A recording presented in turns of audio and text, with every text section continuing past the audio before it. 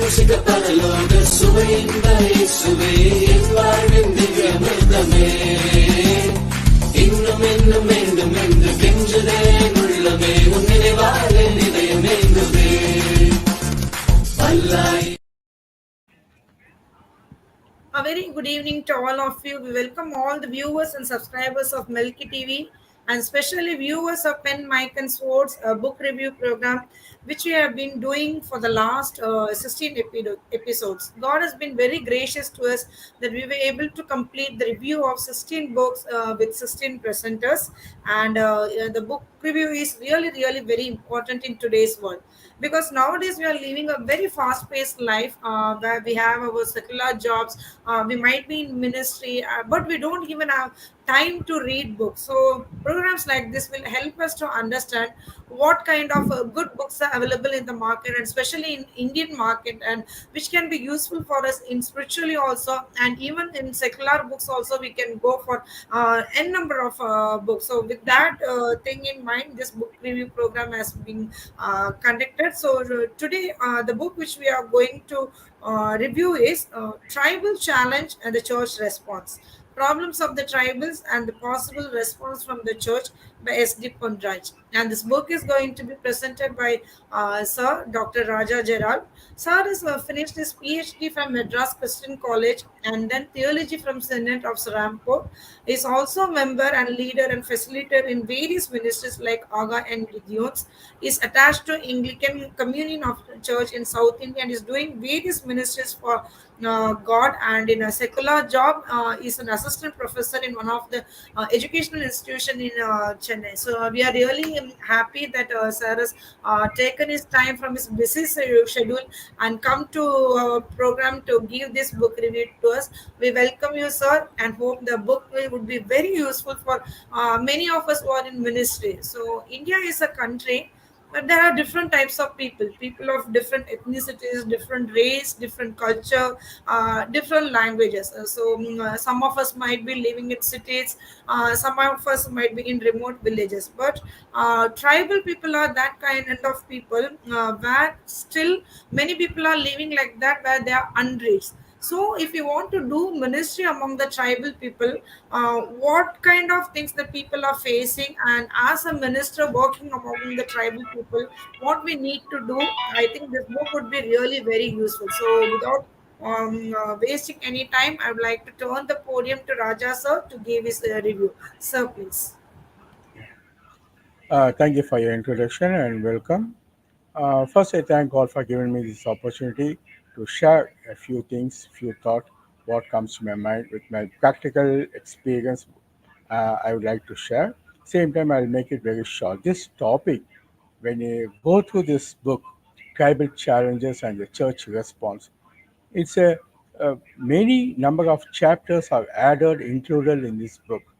This book, as sister said, written by SD Ponraj.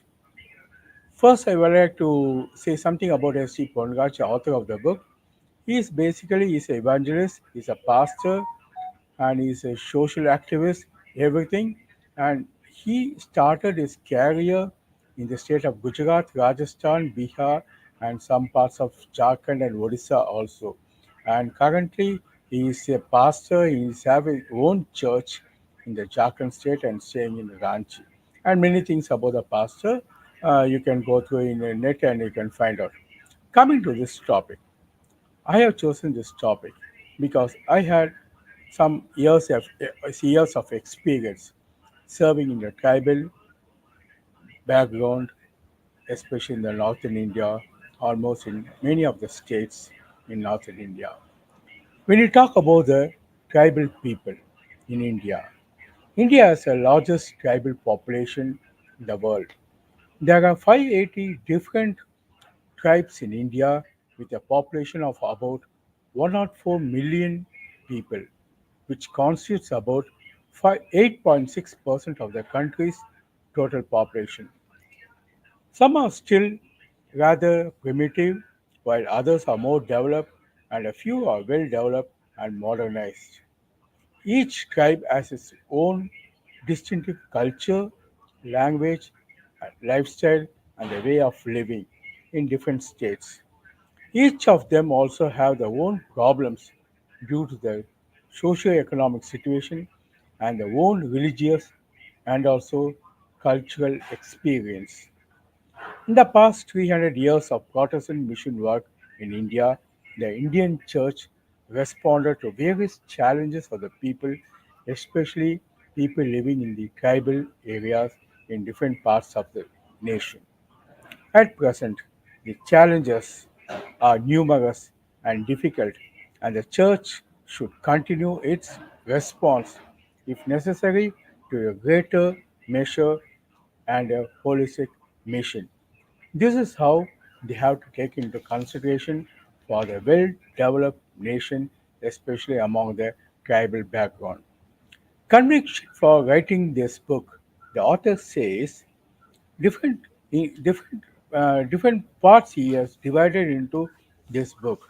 The first one, he says, there are six convictions that promoted the author to attempt to write this book regarding the problem that the tribal people in India are facing from since independence up to today's day. Some of the problems he quoted at the beginning stage of this book. Number one, he says that tribe people are the most exploited and to some extent most oppressed also. Same time, the tribal have greatly exploited by different people such as landlords and sometimes political leaders and money lenders, contractors and middlemen. Most of these people are high caste Hindus, Muslim traders and sometimes even Parsis background people are also included in this. And what sort of problem, what sort of exploitation they are facing? Yes, the author has clearly mentions focus certain major important exploitation what they face. The land exploitation by landlords and Mahajans, then economic exploitation by landlords, moneylenders, and merchants. Thirdly, he says labor exploitation by government and private contractors. Then he focused on the health aspects, that is, the health exploitation by the government and private medical doctors. And also, he says wealth exploitation by police, forest officers, and middlemen. And finally, he focused sex exploitation by the landlords, middlemen, contractors, merchants, bureaucrats, political leaders, and so on. This is how he has divided the book, the people, how the tribal people, how they are exploited in the various sense. Before going in depth of this study, I would like to give some picture about the classification of the religion of tribal people living in India. So first of all, I'd like to focus the religion classification. As you all of you know, all these are approximate figures I'm giving. 69% of people are Hindus. In Hindus itself, he has classified into two parts. One is Orthodox Hindus that carries 15 percentage and popular Hindus with 54 percentage. Then Islam, it comes around 15%, and Christianity comes 7%, and other religion 5%. And also he added one more religion is tribal religion. Actually, I could not able to get it. What is exactly the tribal religion? He focused on 4% of people belongs to tribal religion in India. This is how he has classified their religion. Then coming to the tribal concentration, he says when you talk about the tribal concentration, he also specifically focused on the geographical structure of the different states of India. The tribal people in India identify with the geographical concentration. Therefore, the land is the key to tribal identity. The tribal cannot separate from the homeland. For example, in northeast India, the Mizo are identified as Mizoram, the Nagas with Nagaland, and Tripuris with Tripura, like that in most of the northeastern states. And same time, coming to the northern part, Himalaya region, that also differs in different ways how people are living and how people are exploited on the various sense. Then we have to then the author also contributes some of the important focus about the major tribes living in India in different states. When you talk about the major tribes, the names I'll be going through. Number one is Gond, Gond, that carries 14.2 million people. Then number two is BHIL, that carries 16.9 million, and Santal 7.6 million, then Mina 4.6 million, then Ran, that is Oraon 4.4 million, and finally Munda 3.6 million. These are the classification how major tribes are divided on the wise in India in different parts of the nation. And next, coming to the population size of the tribal people. When you say about the population size, population from 1961 onwards, he has quoted some figures. 1961, 6.87%, 1971, 6.94%, 1981, 7.76%, in 1991, 8%, and in 2011, he focused 8.60%.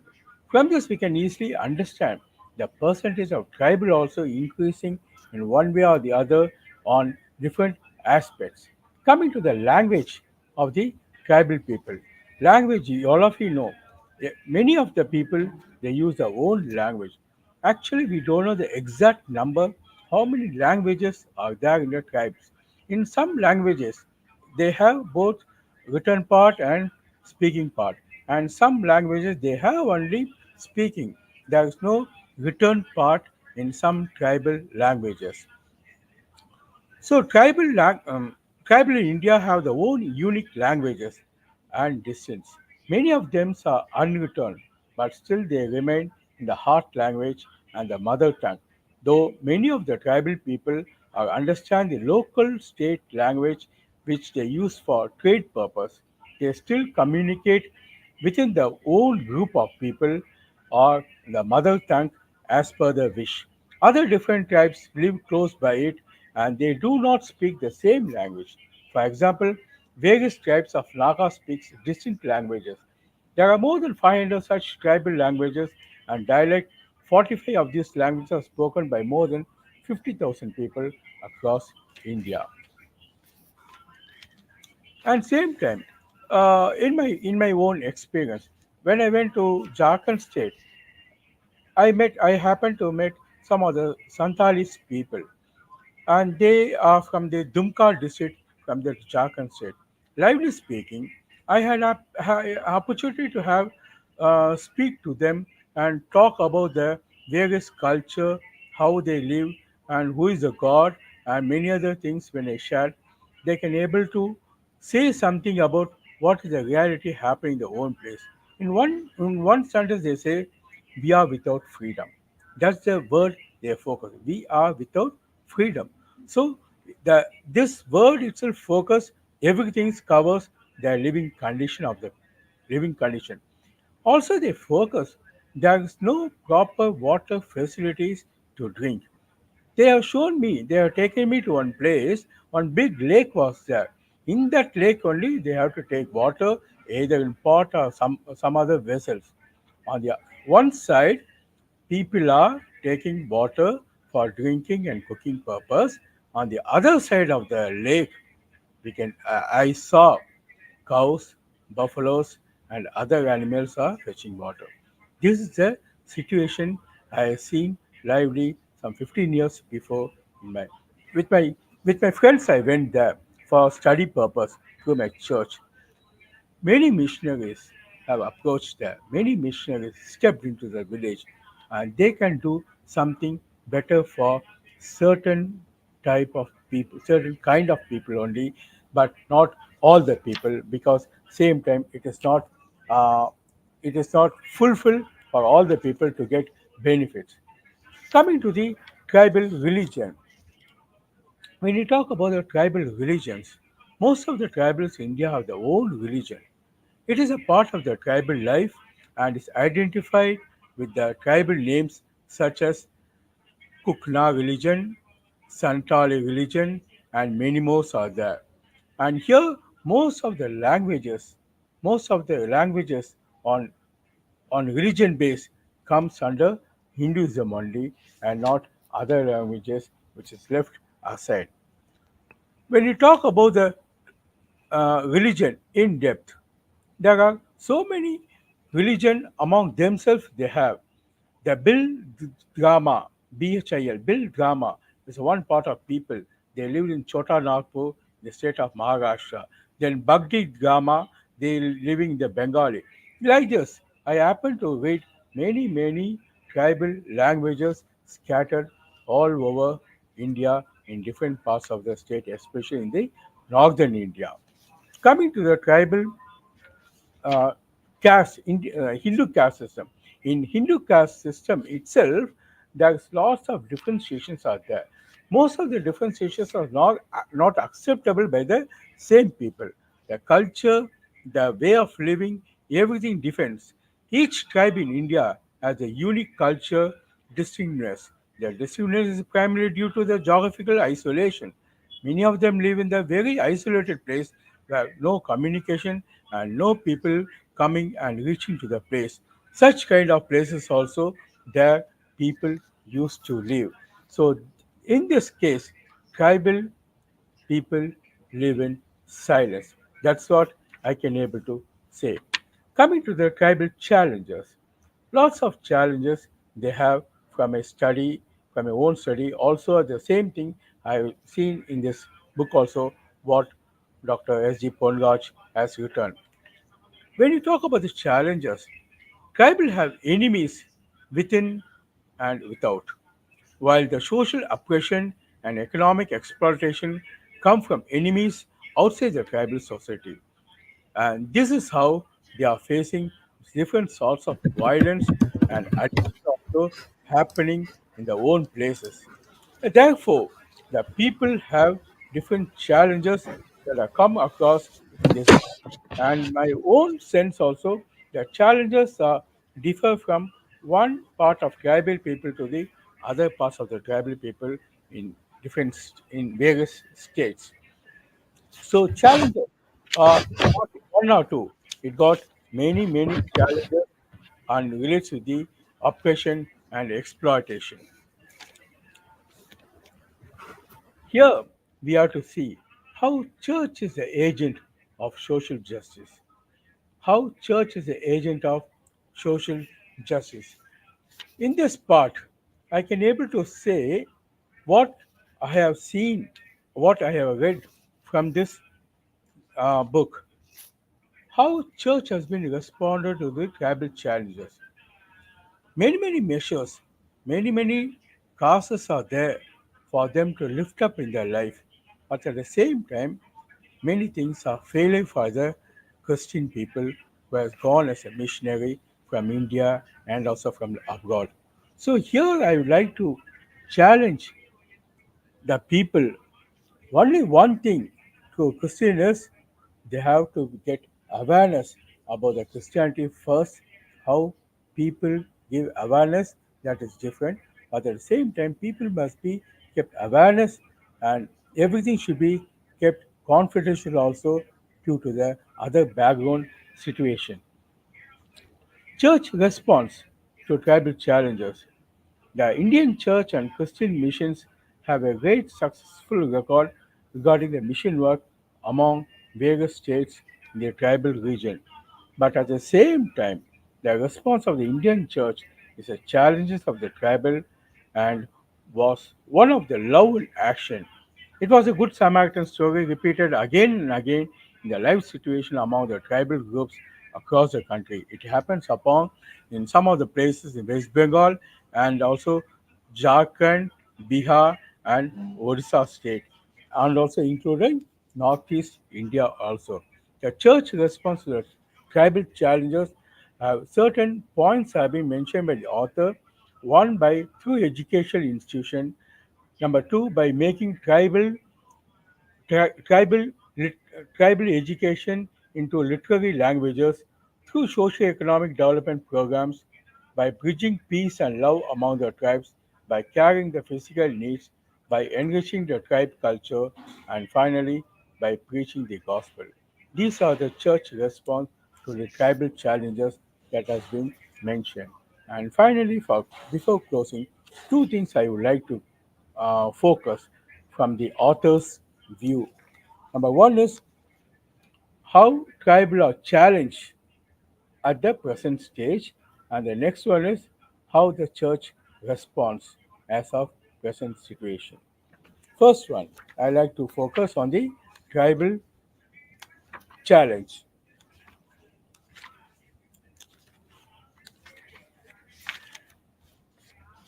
Tribal challenges.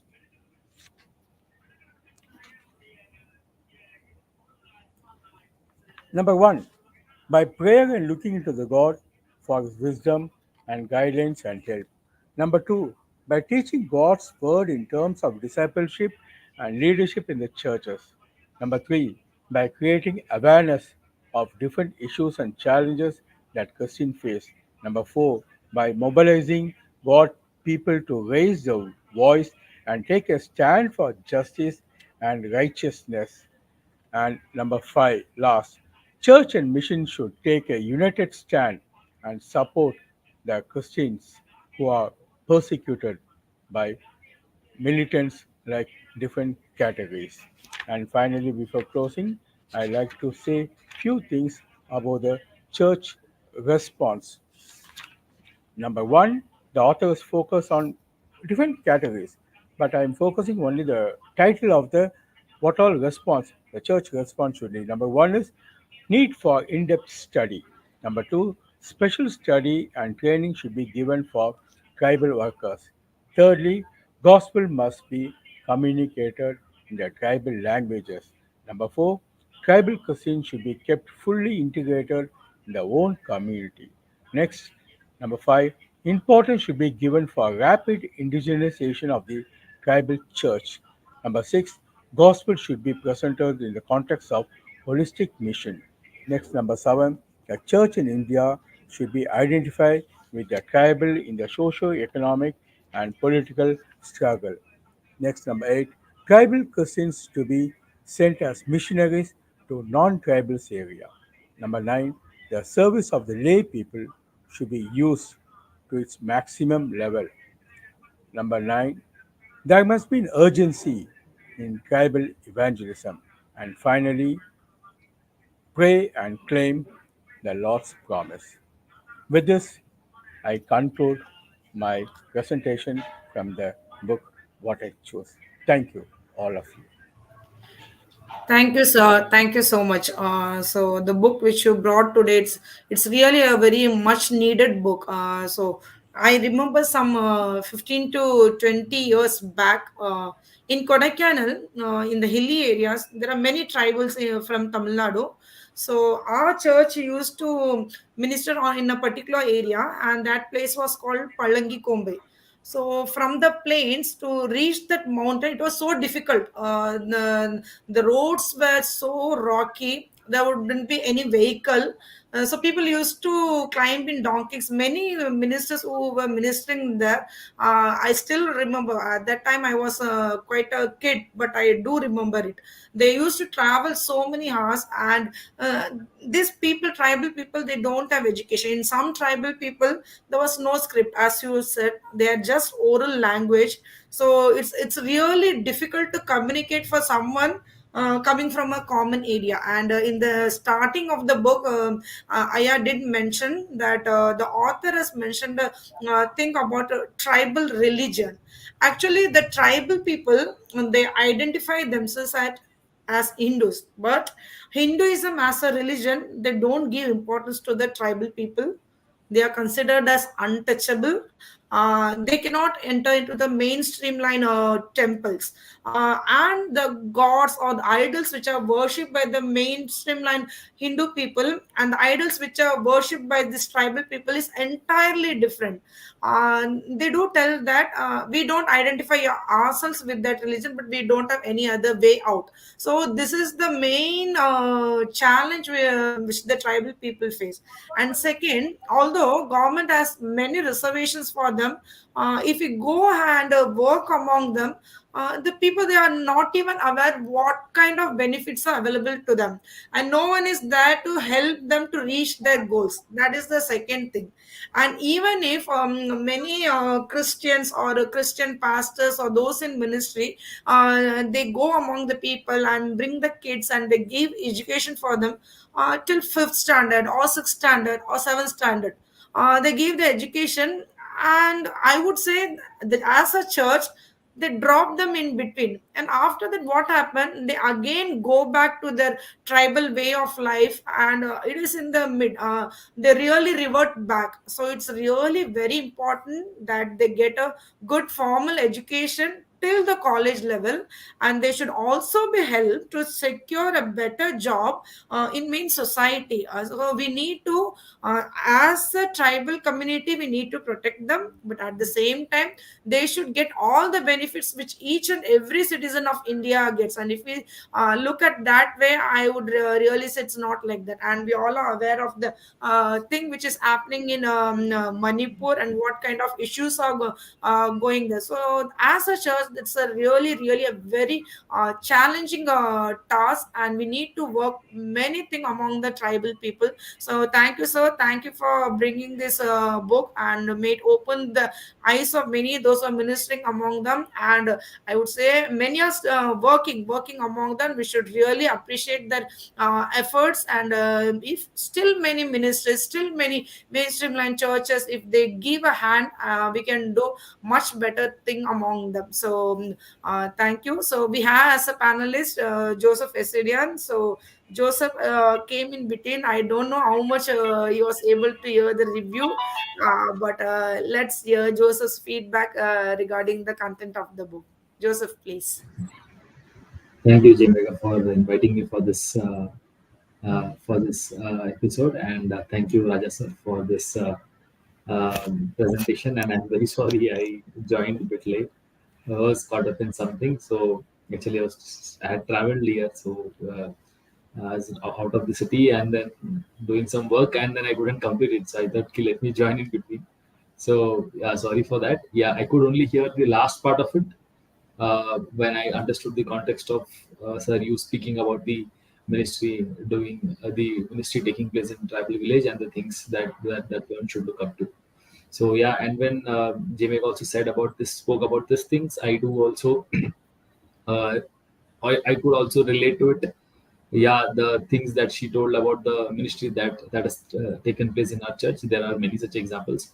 One thing which I personally have experienced this in my family as well, even though they are not in a tribal village, but they still are from my grandmother and all, they are still from a location which is very remote, not a tribal one, but very remote.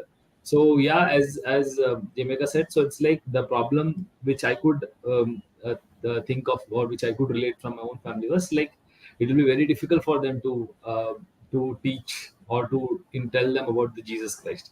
So for example, if I talk about my grandmother, the only Jesus that she knows is the Jesus that she has heard. She does not know how to read Bible. She if she is not a person who knows much of theological stuffs. She is not the person who knows anything in depth. She knows only the basic things. She knows the story of Jesus.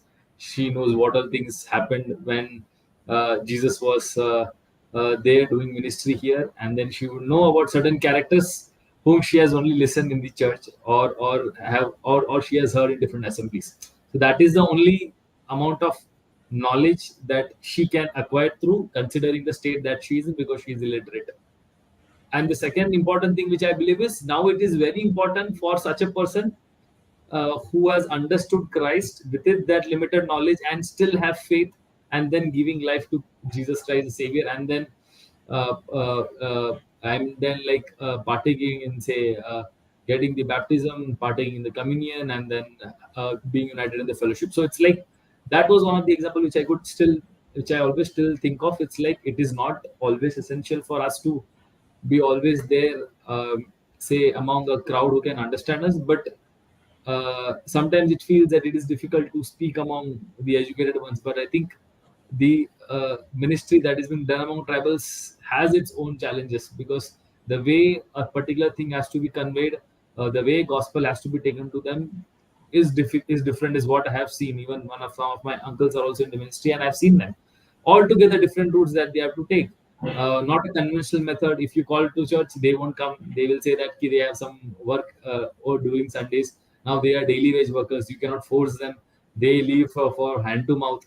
These are all the constraints, and in midst of this situation as well, it is very essential that gospel is conveyed to those people, and then those people hold on to that gospel, and then they see the reflection of Jesus Christ in their life, and then they become a partaker of the family of Christ, and they are very well united with the church, is what we have witnessed. So yeah, I believe, as fancy as it seems, today's ministry, wherein like it becomes very easy for the city churches to put everything on YouTube, and you have everything.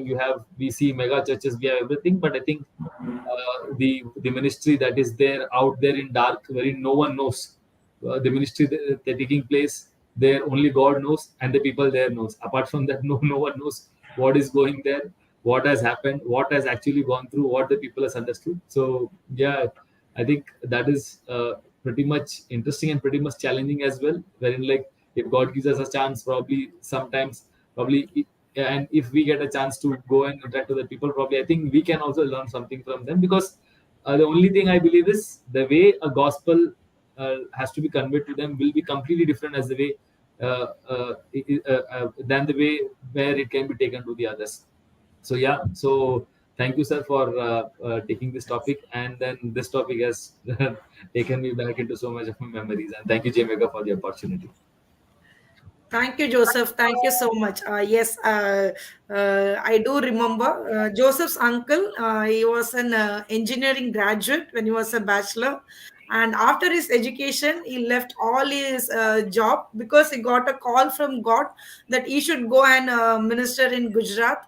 And from that period, from his youth, I think now he must be around 50s, 60s, right, Joseph? Till now, he is working among the tribals in Gujarat, Rajasthan, and the churches which we go. And the service we attend and the service which that people attend, it is so they have this connected with God. We cannot teach theology to them. We have to teach them as stories.